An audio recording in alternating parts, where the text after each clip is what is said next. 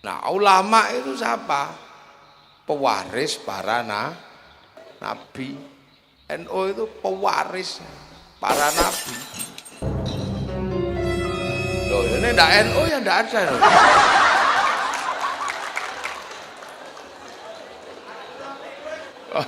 NU itu begini, ngeterno banyu guling itu biasa.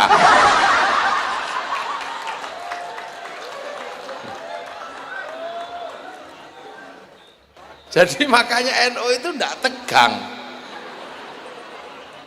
NU itu riang gembira.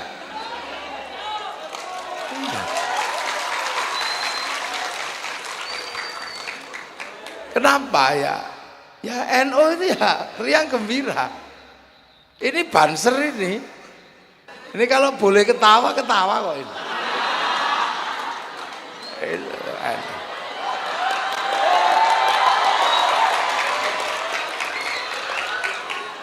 Tapi sama Yai Marsudi kan nggak boleh ini ketawa. Kalau ketawa diambil seragamnya. Jadi gini loh ini NU, ciri khasnya seperti ini. Itu. Jadi NU itu ciri khasnya memang udah seperti ini. Jadi ndak serius-serius amat itu ndak. Makanya kita ini kadang dianggap nggak serius. Beragama itu nggak serius dianggap. Yang lain Allahu Akbar. NU cuman Allahu Akbar. Ya udah serius ya. Yang lain itu kalau takbir itu Allah. NU ya cuman Allahu Akbar.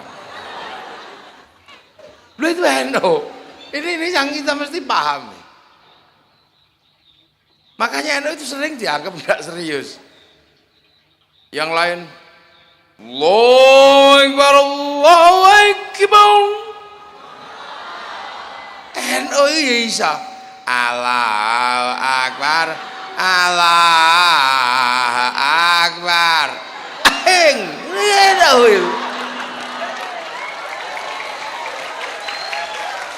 NU. Ini ora NU ora ono. Lah itu. Makanya orang kalau ngelihat NU itu ndak detail tenan, mesti pangling lihat NU itu. Iki Islam asli apa ora gitu.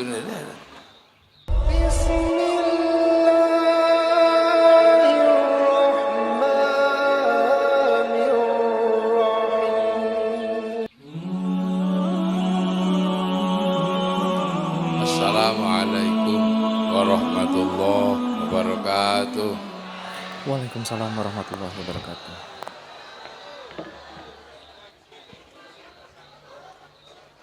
Bismillahirrahmanirrahim. Bismillah, alhamdulillah. Wassalatu wassalamu ala rasulillah Sayyidina Muhammad ibn Abdillah wa ala alihi wa ashabihi wa azwajihi wa dhurriyyatihi wa ahli baitihi wa man tabi'ahum bi ihsanin ila yaumil qiyamah. Para hadirin wal hadirat yang berbahagia, alhamdulillah. Ini kita punya organisasi namanya Nahdlatul Ulama. Ini organisasi yang bacanya susah. Baca NU itu susah kalau bukan orang NU. Pokoknya kalau bukan orang NU itu suruh memahami NU itu susah. Kenapa? Karena Nahdlatul Ulama. Nahdlatul Ulama itu ya begini ini bentuknya.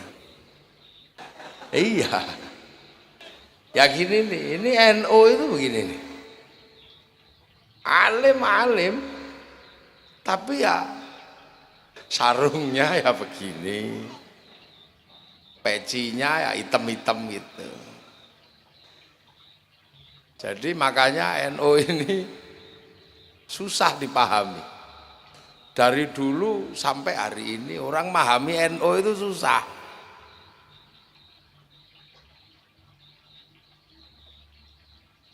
Susah, memahami NU itu tidak mudah. Karena apa? NU ini punya tanggung jawab berhadapan langsung dengan orang yang belajar Islam dari generasi yang sangat jauh dengan Rasulullah. Tanggung jawab NU. Kenapa? Karena NU itu Nahdlatul Ulama. Nah, ulama itu siapa? Pewaris para nabi. NU itu pewaris para nabi. Loh, ini ndak NU ya ndak ada loh.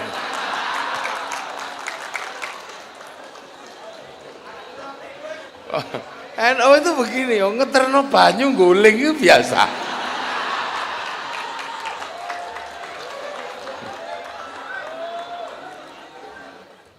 Jadi makanya NU itu ndak tegang. NU itu riang gembira.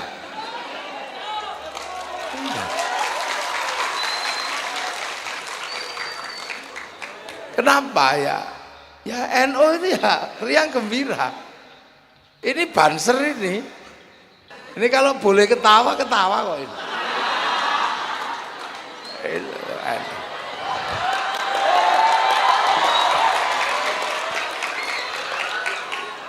Tapi sama Yai Marsudi kan nggak boleh ini ketawa. Kalau ketawa diambil seragamnya. Jadi gini loh ini NU, ciri khasnya seperti ini. Itu. Jadi NU itu ciri khasnya memang udah seperti ini. Jadi ndak serius-serius amat itu ndak. Makanya kita ini kadang dianggap nggak serius. Beragama itu nggak serius dianggap. Yang lain Allahu Akbar. NU cuman Allahu Akbar. Ya udah serius ya. Yang lain itu kalau takbir itu Allah. NU ya cuman Allah Akbar. Lu itu NU. Ini yang kita mesti pahami. Makanya NU itu sering dianggap nggak serius. Yang lain, Allahu Akbar, Allahu Akbar. NU ya bisa, Allahu Akbar, Allahu Akbar.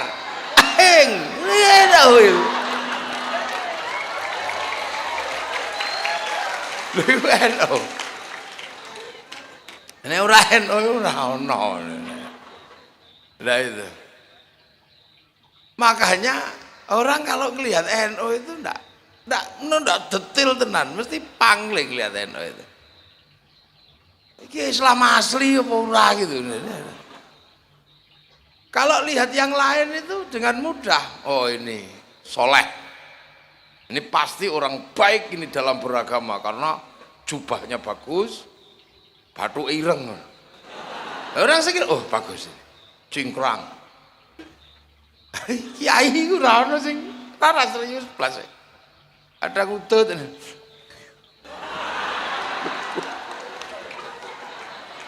Lah ini jadi kita ini sedang membicarakan diri sendiri. Agar malam hari ini seandainya ada orang bukan NU, ini paham karo NU. Gitu loh, dia paham. Jadi biar nggak diolok-olok, ya. Jadi biar nggak diolok-olok, dan biar juga mereka nggak kaget. Biar orang-orang itu juga nggak kaget dengan NU. Wong NU itu dablek.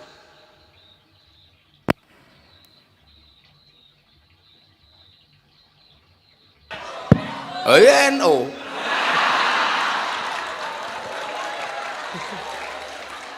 Biar nggak kaget. karena orang ini mesti terkaget-kaget kalau lihat NU. Sampai peneliti Belanda itu bingung NU ini apa. Saking bingungnya sampai kesimpulannya itu nggak masuk akal. Jadi santri itu cirinya sudah ada, kalau kamu di Indonesia ketemu dengan orang dengan model ini ya inilah NU itu kan sudah tahu selalu pakai wasilah. Lah kok pakai mic nggak ada wasilahnya ini?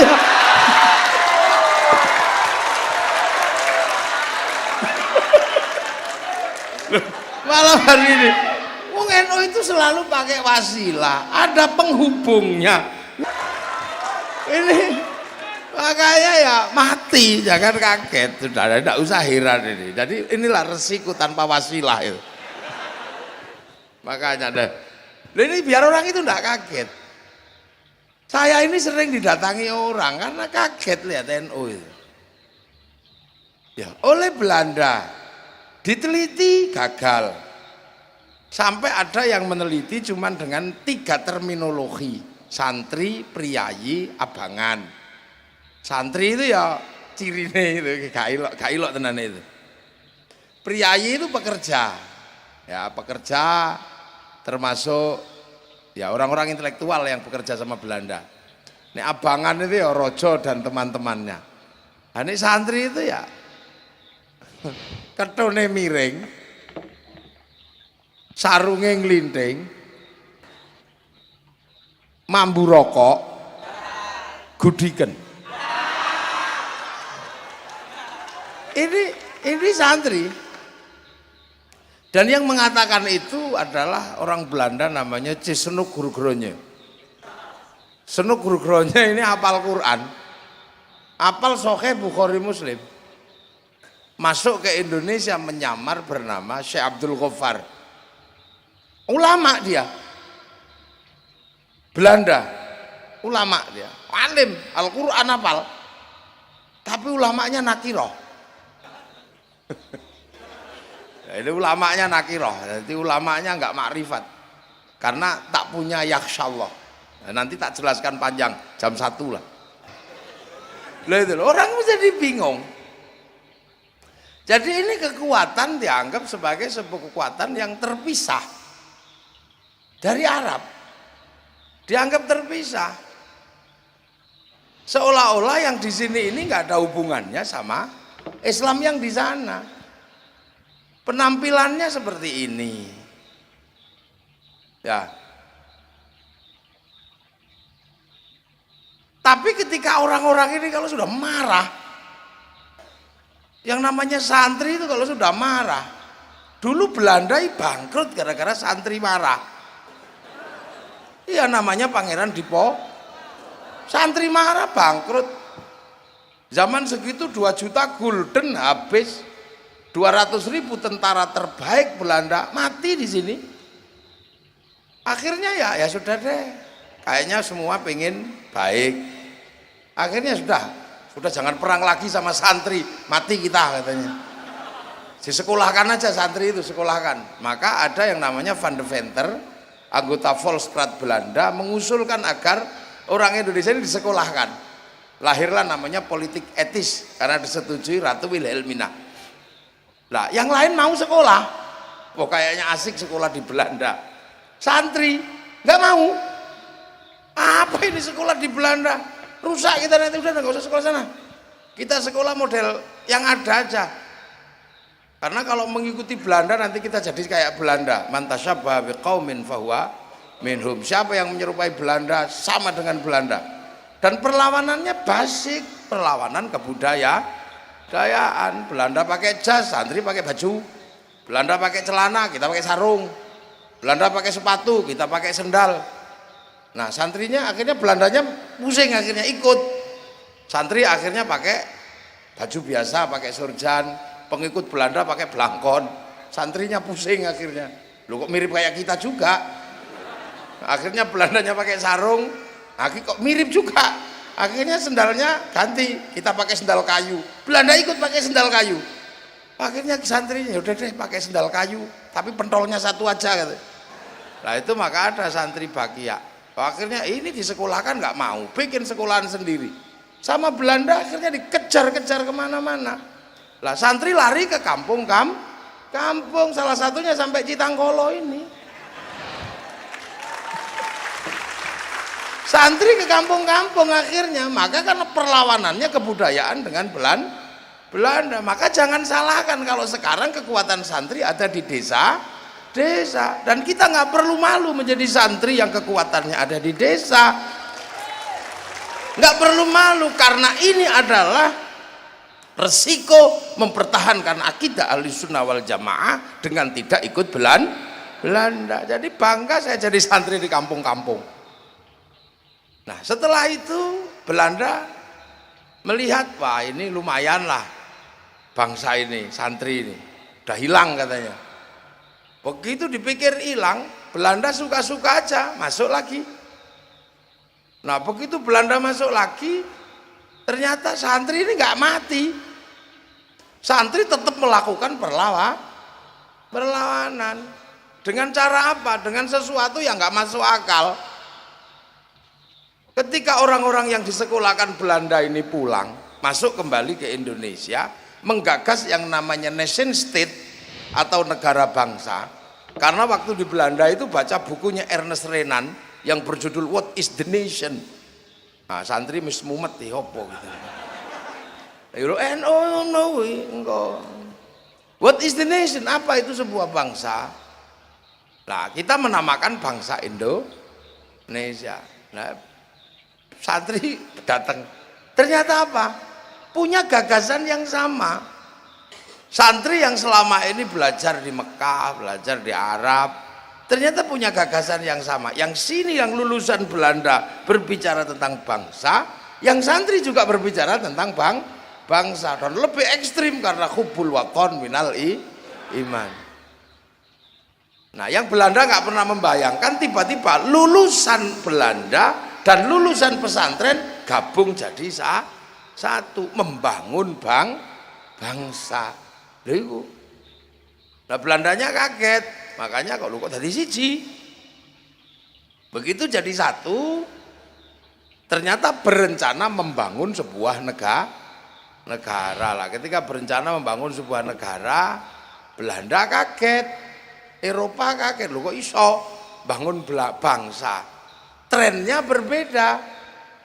Yang di Arab trennya adalah satu bangsa pecah menjadi puluhan negara, yang di Eropa pecah puluhan negara. Loh kok yang di sini malah berbeda-beda bangsa, trennya akan bersatu dalam satu negara. Ini aneh ini. Pakai Pancasila. Loh kok iso terima ke Pancasila? Yang lulusan Belanda dan lulusan pesantren bersepakat dengan Pancasila, cuman pada akhirnya memang terjadi gesekan di mana Pancasila ini tidak diterima oleh beberapa kalangan. Ada yang pengen lebih formal menambahkan 7 kata dan kewajiban menjalankan syariat Islam bagi pemeluknya. Nah, dalam situasi kalut seperti itu, penyelamatnya siapa? NU. Karena Bung Karno menyatakan saya nggak bisa lagi memikir Pancasila kalau ditolak oleh kaum muslimin, mumpung ada kiai yang pinter, datang aja deh ke Kiai Hasyim.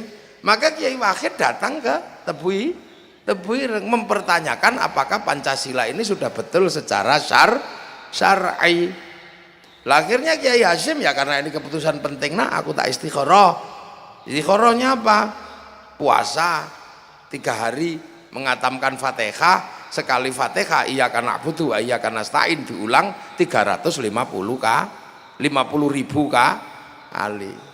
Terus malamnya istikharah 2 rakaat. Rakaat pertama surat At-Taubah 41 kali, rakaat kedua surat Kahfi 41 kali. Makanya sampai ndak usah ragu dengan NU. Ndak usah khawatir lah. Lah Kiai Hasyim kenapa jadi rujukan ulama? Karena Kiai Hasyim pulang dari Mekah itu hafal Kutubus Sittah. Buktinya apa? Mendapatkan gelar Hadratus Syekh. Hadratus Syekh itu mensyaratkan hafal Kutubus Sittah, Sahih Bukhari, Muslim, Sunan Abu Dawud, Nasa'i, Tirmidzi, Ibnu Majah. Jadi sampai nggak usah ragu dengan NU, apalagi kalau yang nyerang pakai hadis satu.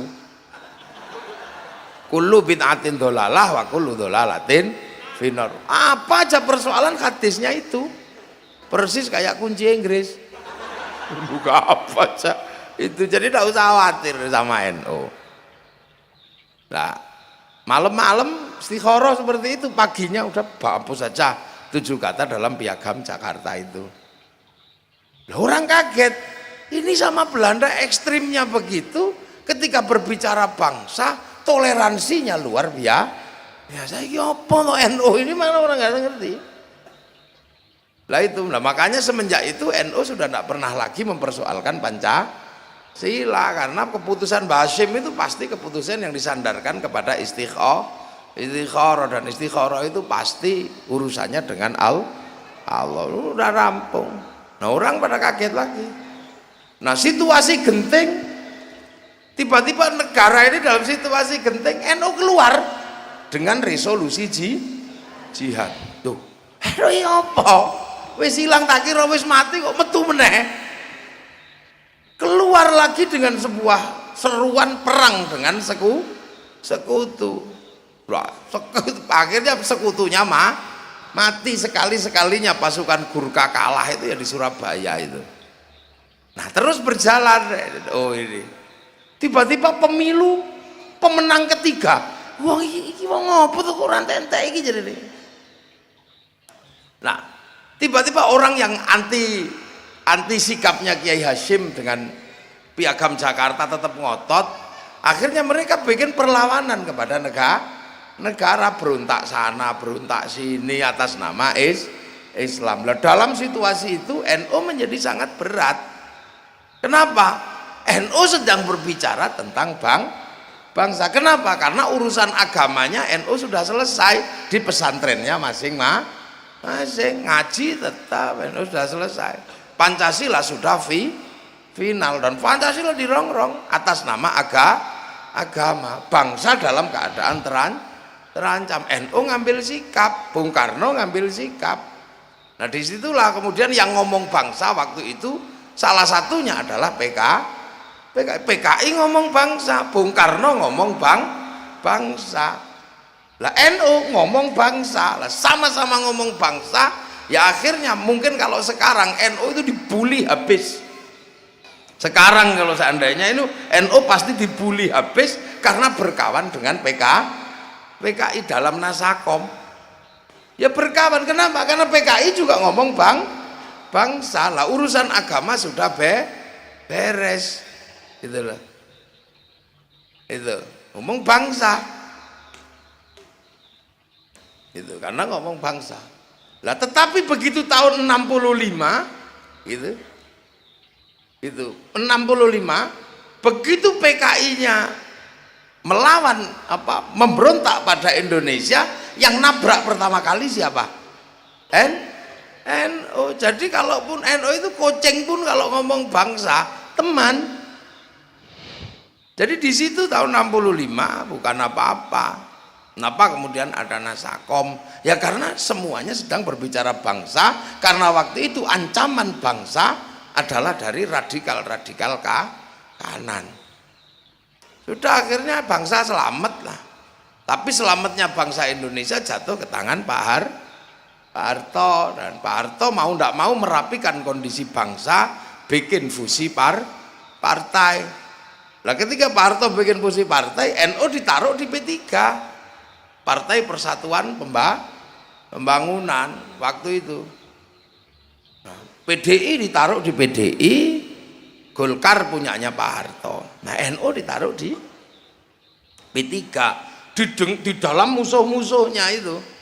Lah akhirnya kemudian sikut-sikutan di dalam, dan NU dianggap sebagai sesuatu yang besar yang harus dilemahkan. Makanya kemudian NU itu waktu itu kiainya cuma dianggap kayak daun salam. Kalau masak sayur asem nggak sedep kalau nggak ada daun salam, begitu mateng daun salamnya dibuang duluan. Nah, dalam situasi seperti itu Pak Harto kemudian merapikan kondisi politik dengan kembali kepada asas tunggal Pancasila. Lah NU udah terlanjur jengkel sama Pak Harto. Makanya kemudian seolah-olah NU itu mau ngelawan Pak Pak Harto. Tapi Pak Harto nggak bisa disalahkan karena situasinya sangat pelik, maka memberlakukan asas tunggal Pancasila. Nah, memberlakukan asas tunggal Pancasila ini sebuah dilema yang kalau tidak hati-hati bisa keliru memaknai. Apa? Pancasila itu kebutuhan bangsa dan negara. Urusan Pak Harto itu kan urusan 5 tahunan. Makanya kemudian waktu itu untungnya sudah ada Gus Dur, tokoh muda.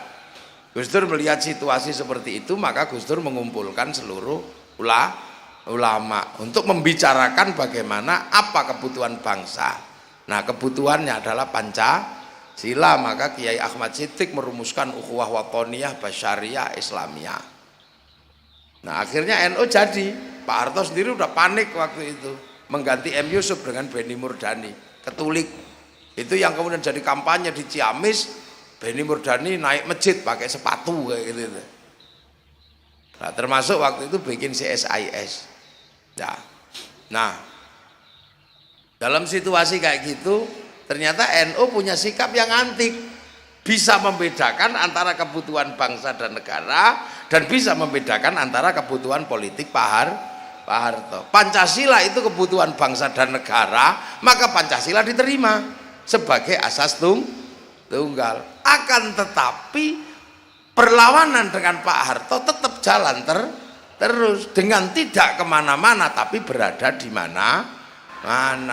Lu permainan canggih lah. Pak Harto terus rumangsa, waduh kalah saya mainan sama NU. Pancasila sebagai kebutuhan bangsa diterima, tapi ngelawan saya jalan terus. Akhirnya selamat NU lah. Yang dorong agar NU anti asas tunggal Pancasila, waktu itu didorong dari belakang gini, numplang NU. Begitu NU terima Pancasila, ibaratnya orang didorong buang badan, yang dorong kejelungup. Siapa? DITI, Jateng DIY wilayah 7, panglimanya Dullah Sungkar. Akhirnya begitu kejelungup, dia dibawa lari oleh kelompok politik ke Pakistan. Dia lari bawa muridnya namanya Pak Asyir bawa muridnya namanya Mukhlas bawa adiknya namanya Amrozi. Oh, kok sithik ngajine rada dawa kok sithik. Biar Mbak Vivi juga istirahat sebentar. Ya. Lu akhirnya Pak Harto, udah deh, daripada aku pusing ngikuti permainannya NU, bangsanya diterima, tapi urusan politiknya jalan terus, maka kemudian Pak Harto nyuruh Mbak Tutut untuk ikut Gus Dur. Udah deh, ikuti Gus Dur kemanapun biar tahu buntutnya kemana, tidak kemana-mana tapi berada di mana-mana. Maka Mbak Tutut kemana-mana ikut Gus Dur, naik NU. Lah itulah makanya kemudian Mbak Tutut kemana-mana memberikan barokah lewat bantuan pondok-pondok pesantren. Lah kenapa? Karena naik kendaraan itu bayar. Jadi kalau sebelum dikalahkan secara politik, memberi uang kepada NU itu suap, riswah, itu haram. Tapi begitu Pak Harto kalah dan Mbak Tutut ikut naik kendaraannya NU, namanya naik kendaraan itu bayar, itu namanya ujroh dan itu halal. Wah, itu politik kelas tinggi. Nah, akhirnya kemudian Mbak Tutut kemana-mana ikut Gus Dur. Lah Gus Dur cerita waktu itu ke saya sambil ngantuk-ngantuk cerita lah, karena Mbak Tutut naik bis saya nyopir, Mbak Tutut cuma tidur aja, saya capek. Akhirnya ketika Mbak Tutut ketiduran, saya parkir di tepi halte. Nah, saya naikkan penumpang. Nah, Mbak Tutut kaget karena yang naik adalah anaknya Bung Karno. Ternyata Bu Mega naik satu bis. Akhirnya di belakang cakar-cakaran berdua. Tak tinggal tidur, kata Gus Dur. Tak tinggal tidur karena saya tidur, maka yang berdua cakar-cakaran. Nah, meledaklah peristiwa 27 Juli tahun 96. Nah, karena dua singa anaknya ini sudah capek berkelahi cakar-cakaran, ya yang ngomong singa yang jadi presiden. Lah akhirnya itulah kemudian Gus Dur jadi presiden. Orang tambah kaget lagi, loh kok yang jadi presiden NU apa gitu. NU itu apa kok tambah besar sampai jadi presiden. Dan ketika jadi presiden nggak masuk akal. Kenapa? Loh, nggak bisa jalan, nggak bisa lihat. Kok bisa jadi presiden? Ini keajaiban dunia. Jadi itu hanya terjadi di NU. Makanya jangan malu jadi orang NU. Ketua pengurus besar kita pernah jadi presiden. Nah ini loh yang kemudian kita ini sering dianggap iki apa toh NU itu. Dan kalau diolok-olok NU itu seolah-olah malah sengaja. Lihat toh, sholawatan dibilang musyrik, dibilang bid'ah, ditemu bahkan sampai gue gendera. Orang ini stres. NU lu apa? Dilokno bukan tambah ditemu. Kuburan dimusyrikan, sekarang kuburan tambah rame. Sarkup tambah banyak. Kuburan tambah rame. Akik musyrik tambah akian kabeh tambah rame. Lah itu makanya kalau orang enggak ngerti NU itu kasihan. Lah sekarang organisasi terbesar NU di dunia ini, organisasi terbesar itu Nahdlatul Ulama. Isinya ya pesek-pesek begini. Lah itu NU. Jadi orang enggak usah, orang kalau enggak ngerti NU kaget. Sekarang coba kalian tanya, mana ada organisasi segede ini? Nah inilah NU. Lah kenapa sih? Yang sekti itu apanya sih sebenarnya? Yang sekti itu namanya itu loh. Jadi yang sekti dari NU itu namanya ini memang nggak terlalu keren nama ini. Jadi memang Nahdlatul Ulama ini kira keren belas itu. Kenapa? Karena ulama itu kalau di kampung, kalau di Jawa kiai, kalau di sini ajengan. Lah ajengan atau kiai itu kadang yang ngutang rokok barang. Ini yang bikin nggak keren. Yang lain kan salafi, keren semua namanya. Saya makanya kalau ada pertemuan dengan orang-orang yang bukan NU itu minder saya. Kok namanya itu nggak keren sama sekali dulu itu, tapi begitu sekarang ternyata nama paling keren itu Nahdlatul Ulama. Kenapa? Karena nama yang paling jujur itu NU. Yang lain itu pakai digede-gedekan. Kayak berdoa pakai nangis-nangis gitulah karena itu kan. Gitu ibaratnya. Nah, kalau NU itu kan apa adanya ya wis lah. Kenapa sih namanya Nahdlatul Ulama? Ya karena kita ini cuman muridnya ulama. Kita ini cuman muridnya ulama. Orang Ciamis ini cuman muridnya ulama. Orang Banjar sekarang yang gini nih muridnya ulama. Kenapa? Loh yang bawa Islam itu Rasulullah itu di Mekah sana. Nah, Rasulullah itu punya murid. Muridnya Rasulullah itu namanya siapa? Sahabat itu jelas itu. Sahabat itu murid Rasul, ketemu Rasul. Itu murid Rasulullah namanya sahabat. Nah, orang yang ketemu sahabat gak ketemu Rasulullah, murid sahabat itu namanya tabi'in. Lah, tabi'in itu punya murid namanya tabi'ut. Bukan ashabus sahabat, bukan ashabus bukan, tapi tabi'in, pengikut. Nah, muridnya tabi'in itu tabi'in. Nah, muridnya tabi'in. Terus kalau dari kepangkatan itu loh, terus kita ini terus namanya apa? Lah ya wis tabi'ut. Ada panjang. Dari ya Marsudi ya siapa? Mau ini muridnya ulama cuman. Wong kita kan ketemu siapa? Ketemu pewaris para nabi al-ulama warasatul anbiya. Jadi ini ketemu cuman pewarisnya ulama aja. Saya misalnya ketemu kiai-kiai. Beliau ketemu kiai. Muridnya kiai-kiai di sini, nanti ketemu itu ternyata muridnya Kiai Hasyim. Kiai Hasyim Asy'ari. Saya misalnya ya diulangi diajari bapak saya murid-murid dari Langitan, murid-murid dari Tebuhi Irang, gurunya dari Mbah Hasyim juga. Lah Mbah Hasyim itu juga muridnya Mbah Asy'ari. Mbah Asy'ari ini di Jombang sana juga muridnya Mbah Khalil. Lah Mbah Asy'ari ini ya cuman muridnya Mbah Khairon atau Mbah Gareng. Mbah Asy'ari, Mbah Khairon muridnya Mbah Abdul Wahid Salatiga. Muridnya Mbah Abdul Halim. Beliau muridnya Mbah Sufyan. Mbah Sufyan muridnya Mbah Jabar. Mbah Jabar muridnya Mbah Abdul Rahman Sambulasem. Muridnya Mbah Abdul Halim Benowo. Beliau muridnya Mbah Cokrojoyo Sunan Geseng. Muridnya Sunan Kalijogo. Sunan Kalijogo murid Sunan Bonang.